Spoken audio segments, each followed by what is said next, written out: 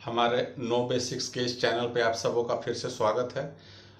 आज हम जानेंगे क्रांतिकारी राष्ट्रवाद से संबंधित जो गतिविधियां हुई अ, उसके बारे में जानेंगे, और वो गतिविधियां जो कि भारत से बाहर हुई। तो भारत से बाहर होने वाले क्रांतिकारी गतिविधियों को आज के इस वीडियो में हम कवर करेंगे, डिस्कस करेंगे। तो दोस्तों, डिस्कशन शुरू करने से पहले सबसे जरूरी जो बात जानना जरूरी है वो ये है कि विदेशों में आखिर क्रांतिकारी गतिविधियां क्यों चलाई गई, इसके पीछे के क्या कारण क्या बने। तो दोस्तों, आप लोगों ने देखा, हम लोगों ने पीछे की वीडियो में ऑलरेडी देखा कि भारत में जो क्रांतिकारी गतिविधियां चली, जो हिंसक घटनाएं हुई, तो उन सारी घटनाओं को पुलिस ने या ब्रिटिश सरकार ने दबा दिया। और इसके पीछे का कारण ये था कि उस समय की जो स्थिति थी, ब्रिटिश सरकार काफी मजबूत थी। उनके पास मजबूत एक सूचना तंत्र था, मजबूत गुप्तचर संस्था थी, पुलिस, सेना, तो सारी चीजें जो थी वो काफी मजबूत स्थिति में थी। और अंतर्राष्ट्रीय परिदृश्य पर भी देखें तो उस समय इंग्लैंड का वही प्रभाव था जो आज से कुछ वर्षों पहले तक अमेरिका का प्रभाव हुआ करता था। तो ये स्थिति थी उस समय। तो भारत में रहकर ब्रिटिश सरकार को उखाड़ फेंकना लगभग नामुमकिन था। उसके पीछे के और भी कारण थे कि भारतीयों के पास में एक सुसज्जित कह लें कि सेना नहीं थी लड़ने के लिए। उसके बाद अस्त्र शस्त्र नहीं थे, आधुनिक अस्त्र शस्त्रों की कमी थी। तो सिर्फ जोश के आधार पे इन गतिविधियों को चलाना संभव नहीं था। दूसरी बात ये थी कि अंतर्राष्ट्रीय परिदृश्य पर भारत में क्या हो रहा है उसको अवगत करवाना, विश्व समुदाय को भारत की स्थितियों से अवगत करवाना भी एक प्रमुख कारण था। तो इन्हीं दो कारणों की वजह से विदेशों में भी भारत से जुड़ी हुई क्रांतिकारी गतिविधियां चली, कई घटनाएं हुई, कई गुप्त संस्था बनाए गए विदेशों में। तो उन्हीं के बारे में आज हम जानेंगे। तो ये जो गुप्त संस्थाएं बनी या जो गतिविधियां हुई वो किन किन देशों में चली, तो मुख्य रूप से 4-5 देश हैं वहीं पे चली हैं। जैसे कि एक तो इंग्लैंड ही था, दूसरा जो है वो जर्मनी होता है, फिर अमेरिका होता है, कनाडा होता है, अफगानिस्तान होता है, उसके बाद जापान भी होता है, या छिटपुट रूप से कुछ अन्य देश भी जैसे कि सिंगापुर और जैसे देश भी जो हैं, वहां पर भी भारतीय स्वतंत्रता संग्राम से जुड़ी हुई गतिविधियां चली। तो दोस्तों, हम लोगों ने पीछे की वीडियो में जैसे कि देखा था कि कई क्रांतिकारी जो नेता थे वो भारत से भागकर विदेशों में जाते हैं। जैसे कि पंजाब से लाला हरदयाल भागकर चले जाते हैं। उसके बाद रास बिहारी बोस जो हैं वो भागकर जापान में चले जाते हैं।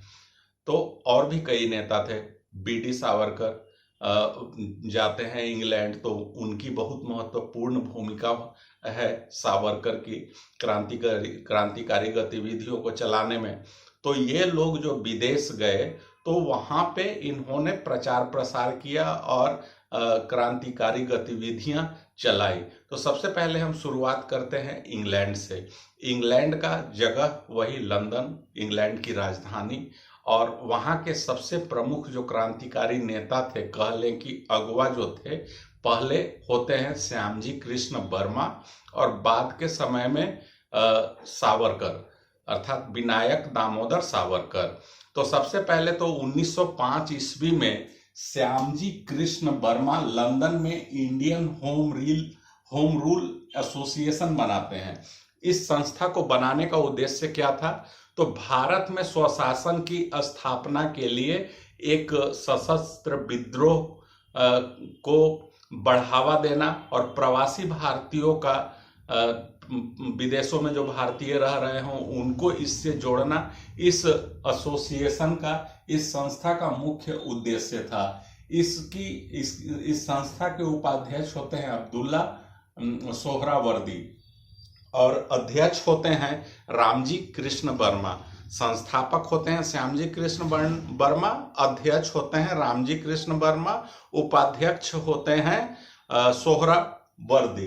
तो ये तीनों नाम महत्वपूर्ण है। उसके बाद श्यामजी कृष्ण वर्मा ने ही इंग्लैंड में ही बल्कि लंदन में ही एक इंडिया हाउस की स्थापना की थी। तो इंडिया हाउस क्या था? तो एक तरीके का हॉस्टल था और भारत से जो भी क्रांतिकारी जाते थे तो इंग्लैंड में जाकर इसी इंडिया हाउस में शरण लेते थे। और इंडिया हाउस में क्या होता था कि जितने भी क्रांतिकारी नेता होते हैं उनका जमावड़ा लगता है इंडिया हाउस में और सारी गतिविधियों का केंद्र होता है इंडिया हाउस।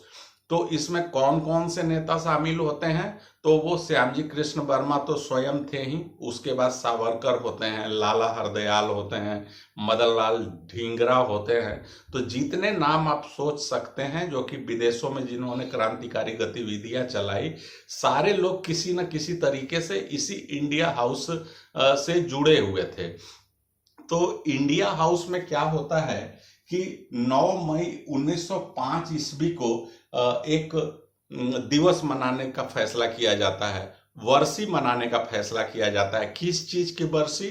तो 1857 की जो क्रांति की शुरुआत हुई थी 9 मई को ही हुई थी। तो उसी डेट के आधार पे उसको वर्षी मनाने का निर्णय लिया गया और वर्षी मनाया भी गया 9 मई 1905 को इसी इंडिया हाउस में। उसके बाद क्या होता है कि इंग्लैंड का एक न्यूज़पेपर होता है द टाइम्स।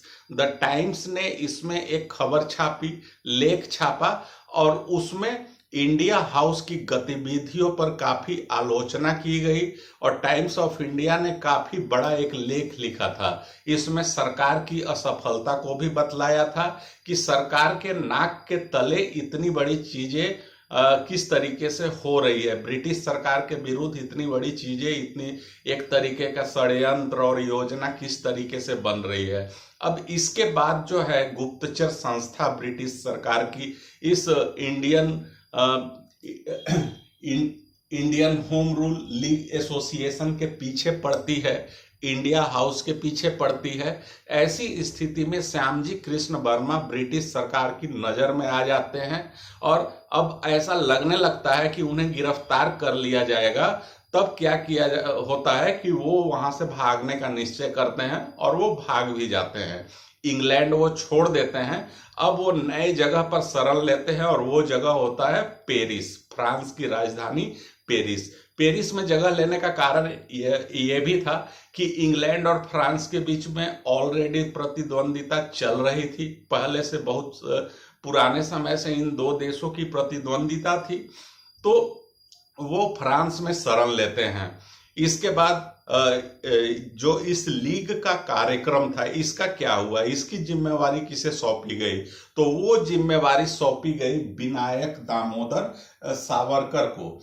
अब सावरकर जो है सो इसकी गतिविधियों को बढ़ाते हैं और वो एक शुरू से ही काफी उग्र नेता होते हैं, क्रांतिकारी नेता होते हैं और उनका क्रांतिकारी गतिविधियों में विश्वास होता है। तो वो लीग की गतिविधियों को आगे बढ़ाते हैं और उसी दरमियान 1907-8 के समय में उनको जिम्मेवारी सौंपी जाती है इस लीग की। तो जब वो जिम्मेवारी लेते हैं तो उसी समय उन्होंने एक किताब लिखी और वो किताब थी 1857 भारत का प्रथम स्वतंत्रता संग्राम। जब ये बुक उन्होंने लिखी तो इसकी प्रतियां छापने के लिए भारत भेजी गई और उसके बाद इंग्लैंड की सरकार को ये मालूम चल जाता है कि ये किताब छपने वाली है, तो वो रोक लगाने पर लग जाती है और वो प्रतिबंध लगा भी दिया जाता है।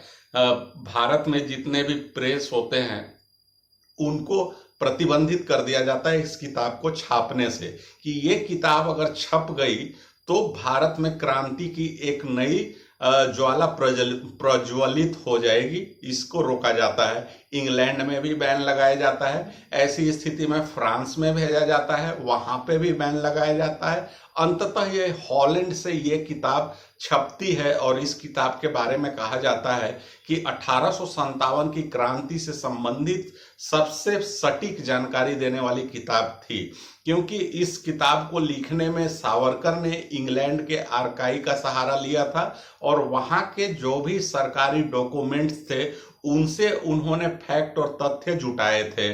तो ये चीजें करते हैं। उसके बाद और भी गतिविधियां बढ़ती है। 1908 में 10 मई को निर्णय लिया जाता है गदर दिवस मनाने का, और वो इंडिया हाउस में ही एक कार्यक्रम होता है, गदर दिवस मनाया जाता है। और इसी गदर दिवस के दिन बहुत सारे क्रांतिकारी नेता इंडिया हाउस में उपस्थित होते हैं और एक योजना बनती है।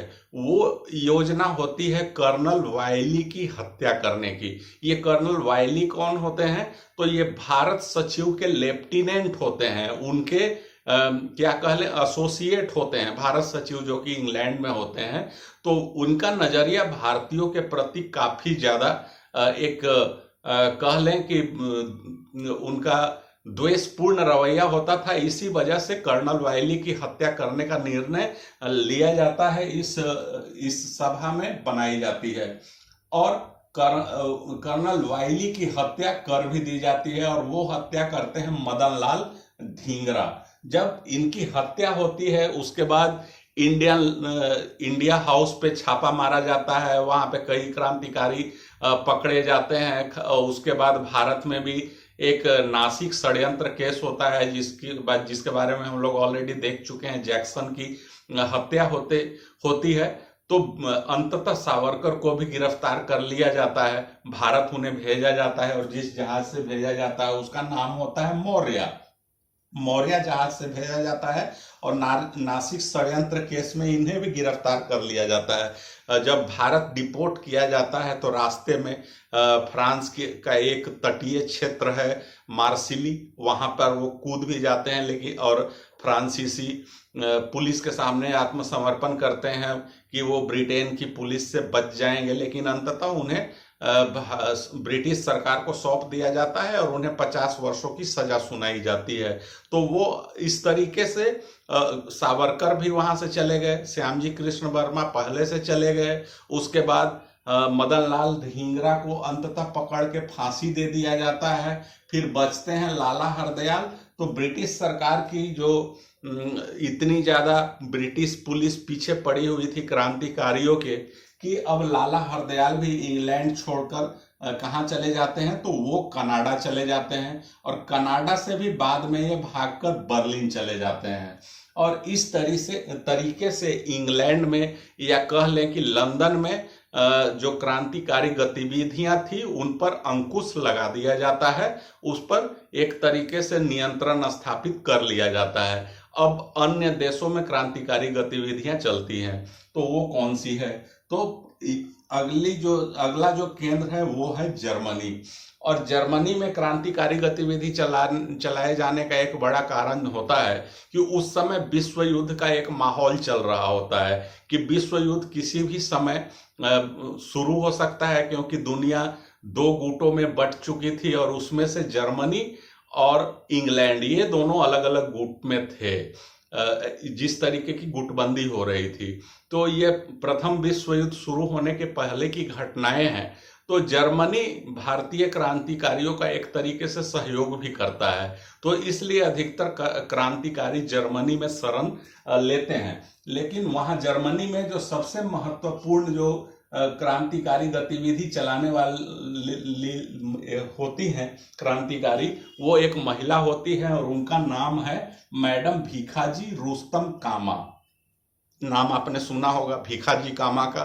तो जर्मनी में यही नेतृत्व करती हैं क्रांतिकारियों का, और इनके बारे में जानना जरूरी है। भीखाजी कामा कौन थी? तो ये एक पारसी परिवार में जन्म लेने वाली महिला होती है और फ्रांसीसी मूल की भारतीय महिला होती है, अर्थात इनके माता पिता जो हैं वो फ्रांसीसी होते हैं और इनका भारत में जन्म होता है पारसी परिवार में। फ्रांसीसी मूल की भारतीय थी। इन्हें कई उपाधियां दी गई हैं, जैसे इन्हें क्रांति का प्रसोता कहा जाता है। प्रसोता मतलब जन्म देने वाला। तो क्रांति को इन्होंने जन्म दिया, ऐसा उपाधि इन्हें दी गई। दूसरी उपाधि जो दी गई वो थी भारतीय राष्ट्रीयता की पुजारी। Mothers of Indian revolution. तो इतनी क्रांतिकारी महिला थी मैडम भीखाजी कामा। तो इनकी गतिविधियां क्या थी वो हम जानते हैं। उसके बाद ये क्या करती हैं कि कई जो नेता होते हैं, जैसे लाला हरदयाल होते हैं, उसके बाद सोहन सिंह भखना होते हैं, इन सारे नेताओं को या अन्य क्रांतिकारी नेताओं को ये शरण देती है, मदद भी करती है। सबसे महत्वपूर्ण घटना है 1907 ईस्वी में जर्मनी का एक शहर है स्टुटगार्ट, और यहाँ पे एक अंतरराष्ट्रीय समाजवादी कांग्रेस सम्मेलन आयोजित होना था, और इस सम्मेलन में भारतीय लोगों का प्रतिनिधि बनाया जाता है मैडम भीखाजी कामा को। तो इस सम्मेलन में वो भाग लेती हैं, भारत का प्रतिनिधित्व करती हैं, और पहली बार इसी स्टुटगार्ट नामक शहर में भीखाजी कामा ने भाषण देने के बाद एक झंडा फहराया था, तिरंगा झंडा, जो कि भारत के झंडे का प्रतीक था। लेकिन ये आप याद रखिएगा कि पहली बार जो भारत के स्वतंत्रता के प्रतीक के रूप में झंडा फहराया गया था वो स्टुटगार्ट जर्मनी में फहराया गया था मैडम भीखाजी कामा के द्वारा। लेकिन ये जो तिरंगा फहराया गया था वो वर्तमान का जो तिरंगा है ये वाला तिरंगा नहीं था, बल्कि ये तिरंगा तो बाद के वर्षों में अपनाया जाता है। और इस तिरंगे का जो रंग था वो भी कुछ अलग था, और वो तिरंगा का रंग था केसरिया, हरा और लाल, 3 रंग थे। अभी क्या है कि केसरिया है, बीच में सफेद है और नीचे क्या है, हरा है। तो यहाँ पे केसरिया था, हरा था और लाल था। साथ में 8 कमल के फूल भी बने हुए थे इस झंडे में, और ये 8 जो अलग अलग कमल के फूल थे भारत के 8 प्रांतों को रिप्रेजेंट कर रहे थे। उसके बाद झंडे के बीच में वंदे मातरम लिखा हुआ था। तो ये कुछ बातें हो गई इस सम्मेलन से जुड़ी हुई। उसके बाद इस झंडे का डिजाइन जो किया था वो विनायक दामोदर सावरकर और हेमंत दास ने किया था। तो ये महत्वपूर्ण चीजें हैं कुछ स्टुटगार्ट जर्मनी से जुड़ा हुआ। और भी क्या है, तो एक मैडम भीखाजी कामा ने पत्रिका निकाली थी जिसका नाम वंदे मातरम, और दूसरा मदन लाल धिंगड़ा के नाम पे मदन तलवार नाम की पत्रिका इन्होंने निकाली थी, और दूसरी जो पत्रिका थी वो थी वंदे मातरम। अरबिंदो घोष ने भी वंदे मातरम समाचार पत्र निकाला था। तो यहाँ पे आप ध्यान दीजिएगा। उसके बाद 1916 में क्या होता है, तो ये भारतीय स्वतंत्रता समिति बनाती है। लाला हरदयाल जो कि इंग्लैंड से भागकर कनाडा चले जाते हैं, उसके बाद के समय में क्या होता है कि प्रथम विश्व युद्ध 1914 में शुरू होता है, तो अमेरिका और इंग्लैंड दोनों एक ही गुट में होते हैं। तो ऐसी स्थिति में इंग्लैंड के विरुद्ध जो भी गतिविधियां चल रही थी वो प्रतिबंधित किया जाता है अमेरिका में और कनाडा में भी। तो वैसी स्थिति में लाला हरदयाल वहां से भागते हैं और भागकर आ जाते हैं जर्मनी, और जर्मनी में मैडम भीखाजी कामा उनको शरण देती हैं, और वहीं पे दोनों मिलकर एक संगठन खड़ा करते हैं जिसका नाम होता है भारतीय स्वतंत्रता समिति। तो ये थी जर्मनी से जुड़े हुए कुछ फैक्ट्स या घटनाएं। अब हम आते हैं अमेरिका में कि अमेरिका में कौन कौन से संगठन बने और उनका क्या योगदान था। तो सबसे पहला जो संगठन बनाया जाता है 1906 ईस्वी में न्यूयॉर्क में बनाया जाता है, और उस संगठन का नाम होता है society for advancement of India, और इस संस्था को बनाने वाले होते हैं बरकत उल्ला, और यूएस में ये पहला क्रांतिकारी संगठन था। बरकतुल्ला का नाम आगे भी आएगा। एक अस्थाई सरकार बनाई जाती है, उसके प्रधानमंत्री बनते हैं बरकतुल्ला, तो वो हम बाद में। तो पहली संस्था 1906 में बनती है अमेरिका में, और ये पहली क्रांतिकारी संगठन है अमेरिका में, और बनाने वाले हैं बरकतुल्ला। 1907 में कैलिफोर्निया में द्वारिकानाथ दास बनाते हैं इंडियन इंडिपेंडेंस लीग, और एक पत्रिका निकाली जाती है जिसका नाम होता है स्वतंत्र हिंदुस्तान। स्थान, तो सिर्फ नाम, स्थापित करने वाले व्यक्ति का नाम और किस शहर में स्थापित किया ये जानना जरूरी है।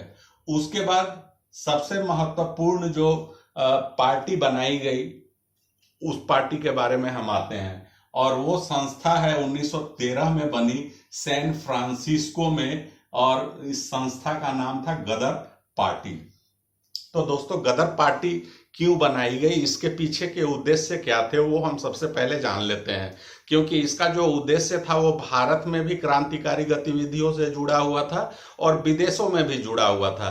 तो इसका मुख्य उद्देश्य था कि भारत में जो भी जितने भी क्रांतिकारी थे, उस समय तो क्रांतिकारी घटनाएं, हिंसक घटनाएं बहुत ज्यादा घट रही थी, तो जो भी नेता थे उनका एक प्लान होता है कि भारत में एक सशस्त्र विद्रोह किया जाए। वह विद्रोह कब किया जाएगा, तो जब प्रथम विश्व युद्ध की जब शुरुआत होगी तो भारतीय सेना जो है वो विदेशों में जाएगी इंग्लैंड के लड़ने के लिए। ये तो लगभग तय था कि स्थिति ऐसी आने वाली है, और प्रथम विश्व युद्ध में इंग्लैंड भाग लेगा और भारतीय सेना जो है वहां से जाएगी। अब ऐसी स्थिति में भारत में सेना की कमी हो जाएगी।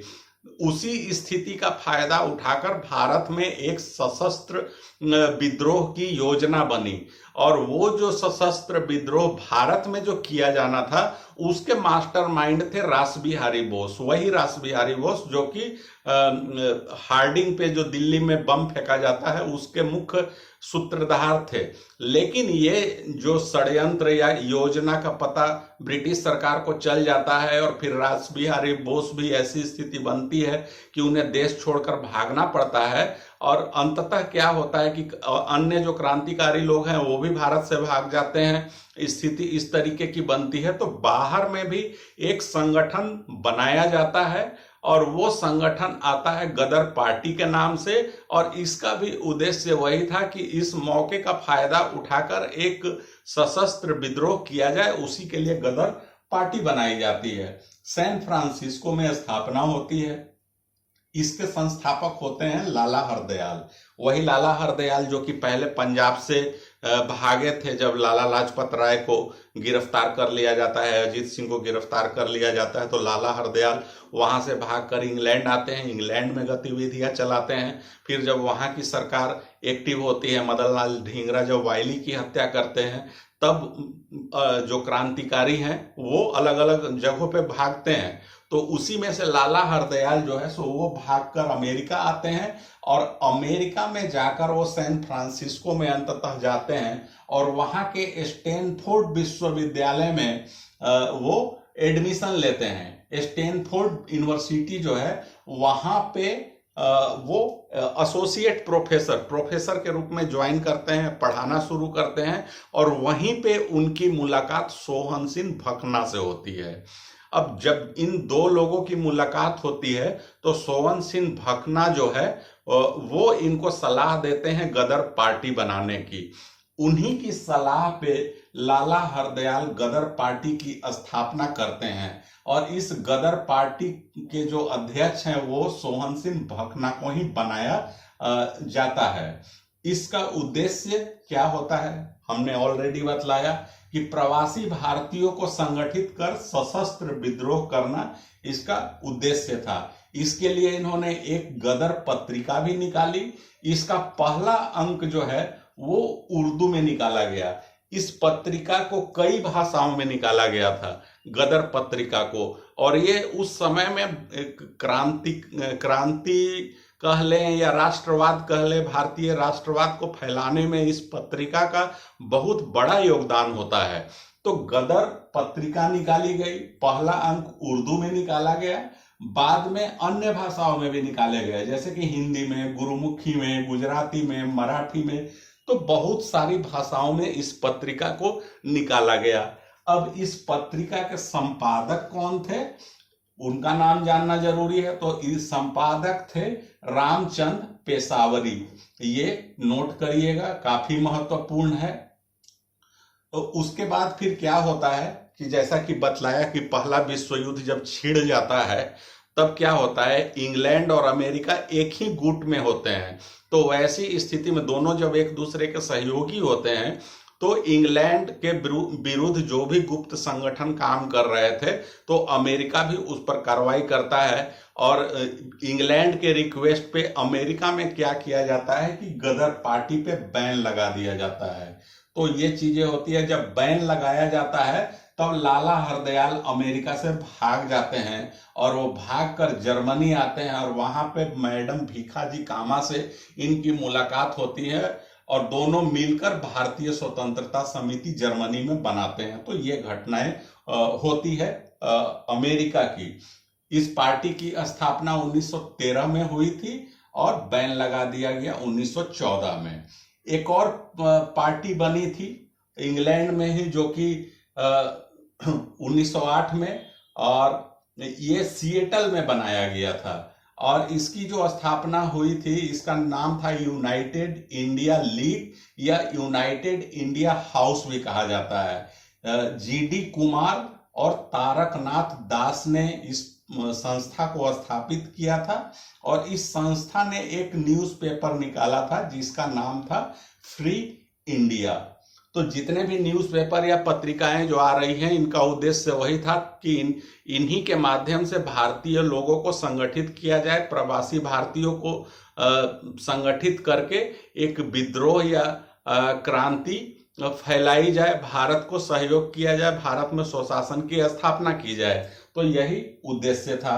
उसके बाद 1907 में एक और संस्था बनती है और वो बनती है कनाडा के वैंकूवर में, स्वदेश सेवक गृह, और इसको बनाने वाले स्थापित करने वाले होते हैं जीडी कुमार और न्यूज़पेपर जो निकाला जाता है वो स्वदेश सेवक के नाम से निकाला जाता है। तो ये थे यूरोप में बनने वाले कुछ संस्थाएं। अब हम आते हैं एशिया में कुछ और क्या होता है। तो बहुत बड़ी एक बात होती है अफगानिस्तान में। वहां पे क्या होता है तो दिसंबर 1915 में अफगानिस्तान की राजधानी काबुल में भारत की पहली अस्थायी सरकार बनाई जाती है और इस अस्थायी सरकार के जो राष्ट्रपति होते हैं वो बनाया जाता है राजा महेंद्र प्रताप सिंह को और इसके प्रधानमंत्री होते हैं बरकत उल्ला। वही बरकत उल्ला जिन्होंने अमेरिका में 1906 ईस्वी में पहली क्रांतिकारी संगठन स्थापित की थी, वही यहाँ पे उन्हीं को प्रधानमंत्री बनाया जाता है इस अस्थायी सरकार का। अब ये अस्थायी सरकार अलग अलग देशों में राजदूत नियुक्त करती है और इस अस्थायी सरकार को रूस और जर्मनी ने मान्यता भी दी थी। तो ये काफी ज्यादा महत्वपूर्ण है। तो दोस्तों अस्थायी सरकार क्या होता है तो इसको आज के सिचुएशन में आप समझिए। जैसे कि तिब्बत है, तिब्बत को क्या किया है चीन ने अपना गुलाम बना लिया है, अपने अधीन कर लिया है। अब तिब्बती लोग भारत में शरण लिए हुए हैं और तिब्बत की एक सरकार है जो कि भारत से वो चलती है, काम करती है और उस सरकार के प्रधानमंत्री हैं, राष्ट्रपति हैं और उसके कई देशों में ऑफिस है और वो एक राजदूत भी नियुक्त करते हैं कई देशों में। तो और अलग अलग मंत्री है, उनकी कैबिनेट भी है, संसद भी है। तो तिब्बत से जुड़ी हुई वो सारे निर्णय लेते हैं, लेकिन तिब्बत पर उनका भौगोलिक अधिकार नहीं है। तो कुछ इसी तरीके की सरकार उस समय बनाई गई थी भारत की और वो बनाई गई थी अफगानिस्तान में। अब हम आते हैं कामागाटा मारू प्रकरण। ये प्रकरण, इसके बारे में आप लोगों ने काफी ज्यादा सुन रखा होगा, पढ़ा भी होगा। तो ये प्रकरण क्या है इसके बारे में हम जानते हैं। तो सबसे पहली जो बात कि कामागाटा मारू क्या है, तो ये एक पानी का जहाज था, इसी का नाम था कामागाटा मारू और ये एक जापानी जहाज था। अब इस घटना की जानकारी कहाँ से मिलती है तो इस घटना की जानकारी मिलती है, ये 1913-14 की घटना है। इसका एक सेडिसन कमेटी बनी थी, उसी की रिपोर्ट से इस घटना के बारे में जानकारी मिलती है। उसके बाद एक बुक लिखी थी जेम्स कैम्पबेल ने, उस बुक का नाम था भारत की राजनीतिक व्याधि। तो इसी बुक में कामागाटा मारू प्रकरण की घटना का जिक्र मिलता है। तो क्या हुआ था दोस्तों इस प्रकरण में वो जानते हैं। तो दोस्तों, कनाडा की सरकार ने उस समय एक नियम बनाया कि कनाडा में उन्हीं भारतीयों को आगे से रहने की इजाजत दी जाएगी, परमिशन दिया जाएगा, जो भारतीय डायरेक्ट कनाडा पहुंचते हैं, उस बिना रुके हुए भारत से अगर सीधे कनाडा पहुंचते हैं तभी उनको कनाडा में रहने की अनुमति दी जाएगी। अब उस समय में ऐसी कोई साधन नहीं थे, आवागमन के ऐसे साधन नहीं थे, हवाई जहाज नहीं थे, पानी के जहाज से लोग जाते थे और वो भी बिना रुके हुए जाना असंभव था। कोई ऐसा रास्ता ही नहीं था, कोई ऐसे जहाज नहीं बना था। तो इस कानून का काफी ज्यादा विरोध हुआ। तो कनाडाई सरकार ने जो ये नियम बनाया, ये ब्रिटिश सरकार के दबाव में बनाया। एक तरीके से वो भारतीयों के वहां पे कनाडा में पहुंचने से रोक लगाने का एक तरीका था। तो और ये तरीका इसलिए कानून लेकर आया क्योंकि कनाडा में उस समय काफी क्रांतिकारी गतिविधियां जो है सो चल रही थी ब्रिटिश सरकार के विरुद्ध में। तो कनाडा की सरकार ये नियम बनाती है, लेकिन उसी में क्या होता है कि कनाडा की सुप्रीम कोर्ट 35 कुछ यात्री होते हैं उनको छूट दी जाती है इस नियम से। अब जब छूट दिया जाता है तो सिंगापुर से कुछ लोग जो हैं, उसमें से एक गुरदीप सिंह होते हैं, ये क्या करते हैं कि जापान से जहाज को किराए पर लेते हैं जिसका नाम कामागाटा मारू होता है, और वो उस जहाज में 376 लोगों को सवार हो जाते हैं। और 376 लोगों को, 35 लोगों को सुप्रीम कोर्ट ने परमिशन दिया था। अब इसके आधार पे इस जहाज में 376 लोगों को बिठाया जाता है और सिंगापुर से ये जहाज चल जाती है वैंकूवर, कनाडा में। जब वैंकूवर में ये जहाज पहुंचती है तो कनाडा की पुलिस इस जहाज को घेर लेती है और उन्हें उतरने की परमिशन नहीं देती है। जो भी यात्री होते हैं उनको कनाडा में आने की परमिशन नहीं दी जाती है, और ऐसा ब्रिटिश सरकार के दबाव में किया जाता है। अंततः क्या होता है कि उसी समय में एक आंदोलन भी शुरू हो जाता है, एक शोर कमेटी बनाई जाती है वहां पे रहने वाले भारतीय प्रवासियों के द्वारा, और इसका नेतृत्व कर रहे होते हैं बलवंत सिंह, हुसैन रहीम, और उसके बाद लाला हरदयाल, उसके बाद सोहन सिंह भकना जैसे लोग इसका नेतृत्व कर रहे होते हैं। तो ये कनाडा की सरकार पे दबाव बनाते हैं शोर कमेटी के माध्यम से कि जो भी यात्री वैंकूवर में पहुंचे हुए हैं तटीय इलाके में, उनको कनाडा में प्रवेश करने की अनुमति दे दी जाए। लेकिन कनाडा की सरकार अंततः ब्रिटिश सरकार के दबाव में आती है और वो आने का परमिशन नहीं देती है। और होता क्या है कि इस जहाज को वापस भारत भेज दिया जाता है, और जब ये जहाज भारत पहुंचता है तो कलकत्ता के बजबज बंदरगाह पे पहुंचता है। बजबज के बंदरगाह पे जब पहुंचता है तो पुलिस पहले से तैयार होती है, वो घेर लेती है, और उनका ये आरोप होता है ब्रिटिश सरकार का कि इस जहाज में बहुत सारे क्रांतिकारी लोग बैठे हुए हैं, उनको उसी की कार्रवाई के लिए पुलिस ये कार्रवाई कर रही है। अंततः गोलीबारी होती है, उसमें 18 से 22 लोग मरते हैं, करीब 200 लोगों को गिरफ्तार कर लिया जाता है। बाकी जो बचे हुए लोग होते हैं वो किसी तरीके से बचकर वहां से भाग जाते हैं, और वो अधिकतर लोग उसमें पंजाब के लोग होते हैं, और वही लोग पंजाब में जाकर फिर क्रांति और हिंसक गतिविधियों को अंजाम देते हैं। तो ये था पूरा मामला कामागाटा मारू का, और ये घटना इतिहास में इतना ज्यादा फेमस है कि अभी तक इस संबंध में कनाडा और भारत की सरकार के बीच में खींचतान चलता है। कनाडा की सरकार से माफी मांगने को कहा जाता है, भारत की सरकार का दबाव होता है कनाडा के ऊपर कि वो इस घटना के लिए माफी मांगे कि वो वैंकूवर में भारतीय लोगों को उतरने का, प्रवेश करने का परमिशन नहीं देती है। कुछ सालों पहले कनाडा ने इसके लिए माफी भी मांगी है, लेकिन वो माफी का जो उनका तरीका है सिर्फ मतलब वो पश्चाताप वाला नहीं है, बल्कि एक फॉर्मेलिटी वाला है। तो ये अभी तक एक विवाद का विषय बना हुआ है। अब हम आते हैं दूसरी एक और घटना है, तोसा मारू प्रकरण। 1914 में यही घटना होती है। इसमें भी वही होता है, तोसा मारू नाम का एक जहाज होता है, और सिंगापुर से क्रांतिकारियों का एक दल भारत में आना चाहता है। वो किस लिए? तो सशस्त्र विद्रोह करने के लिए भारत में गदर करने के लिए। तो उसके लिए मुख्य जो होते हैं टुड्डे खान और चिश्ती खान की एक भूमिका होती है। यहाँ भी वो जहाज जो है वो जापानी ही है और इसमें भाई परमानंद उस जहाज में जितने भी क्रांतिकारी लोग बैठे होते हैं उसको ओजस्वी पूर्ण भाषण देते हैं और उनको एक सशस्त्र विद्रोह के लिए ललकारते हैं। अंततः क्या होता है कि वो एक जो ब्रिटिश जो भी निशान होते हैं उनके झंडे को उतार दिया जाता है, यूनियन जैक जो कि झंडा होता है जहाज पे, और भारतीय झंडा फहराया जाता है। तो ये चीजें होती है, लेकिन अंततः इनको भी पकड़कर आंदोलन को दबा दिया जाता है। तो ये है तोसामारू घटना। अब हम आते हैं सिल्क पेपर षड्यंत्र। 1914 की ही ये भी घटना है। इसमें क्या है कि अफगानिस्तान और तुर्कमेनिस्तान इन दो जगहों पे एक हिजरत आंदोलन चल रहा होता है।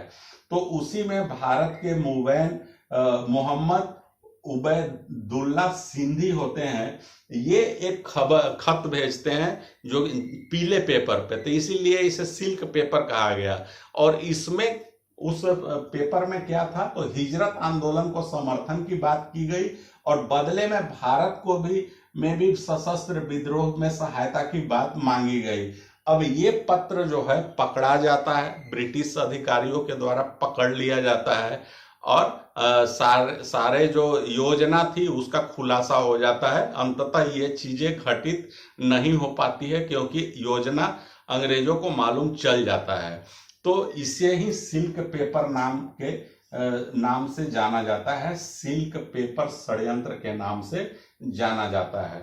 तो ये थे दोस्तों भारत से बाहर विदेशों में जो क्रांतिकारी संगठन बने और जो गतिविधियां हुई इसकी बातें। तो कुछ और भी चीजें हैं, जैसे कि उस समय ब्रिटिश सरकार ने भारत में क्रांतिकारी आंदोलन को दबाया तो उसके पीछे कई कानून भी लाए गए, जैसे कि विस्फोटक कानून लाए गए।